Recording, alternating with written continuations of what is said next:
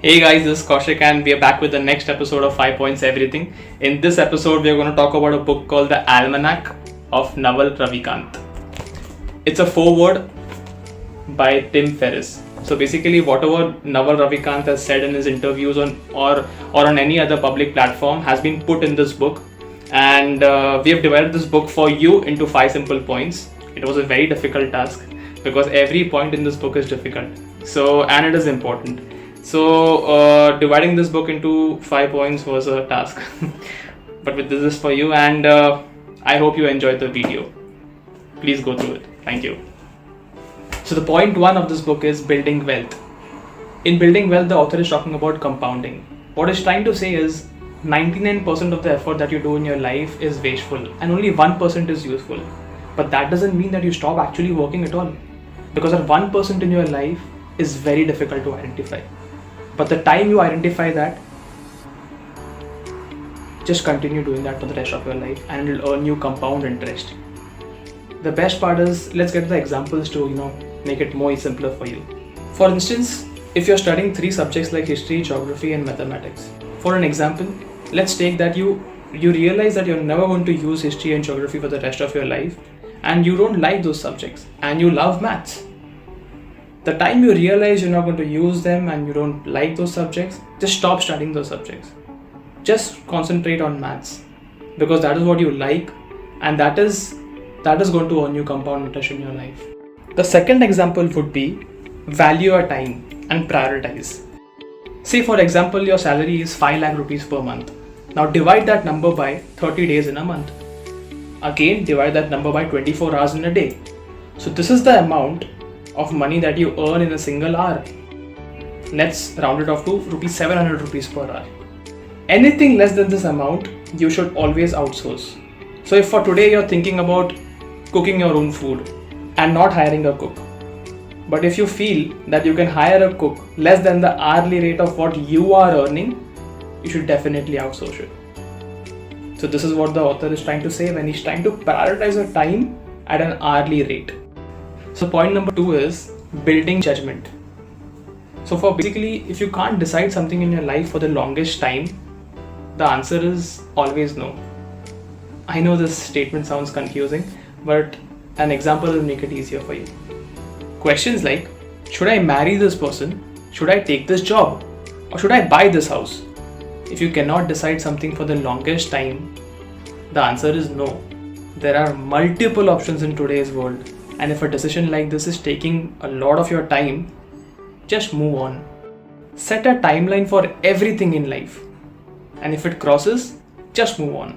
We cannot be wasting time like this. So the point number 3 is learning happiness. So what the author is trying to say is, happiness is not about having positive or negative thoughts all the time.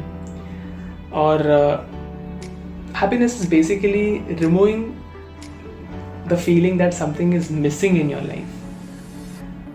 I think the example will explain this in a very good manner to you. It's a long example, but I'm definitely sure you will get the point. So this example goes like, if you thought you were the most important thing in this universe, then you would have to bend the entire universe to your will. If you are the most important thing in the universe, then how could it not bend to your desires? If it doesn't bend to your desires, something is definitely wrong. But if you view yourself as a bacteria or an amoeba, then you have no expectations of how life should be. Life is just the way it is. And when you accept it, you have no cause to be happy or unhappy. Those things almost don't apply to you. What you are left with is the neutral state. It is called the state of neutrality. And I think people believe that neutrality would be a very bland existence. It is not. This is the existence that little children live in.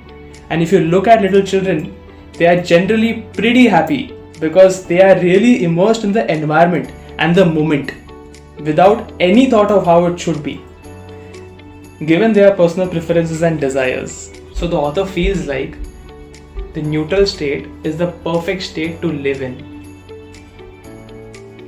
One can be very happy in life if one doesn't get caught up in their own head. Think about it. So the 4th point is saving yourself. Your mind is a muscle. It can be trained, conditioned to however you want it to be trained. It has been haphazardly conditioned by the society to be out of control. It is not. You can train it in a certain way, and that has been told by the author in this example. So the author advocates for meditation. He says that medication is actually turning off the society and listening to yourself. It only works when done for its own sake. He gives examples like hiking is a walking type of meditation, journaling is writing meditation, praying is gratitude meditation, sitting quietly is direct meditation, and showering is accidental meditation.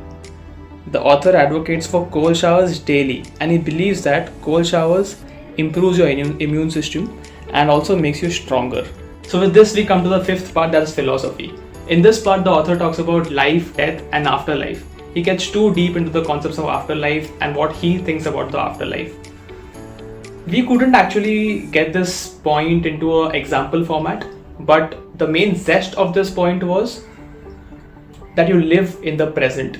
No one has predicted the future yet, and we can't go back in the past.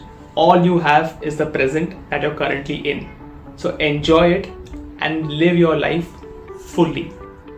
So with this we come to an end of this video for the book The Almanack of Naval Ravikant. After reading this book, I've become a fan of this person. I've seen every podcast, every video, and I'm just following him in every other social media that I can.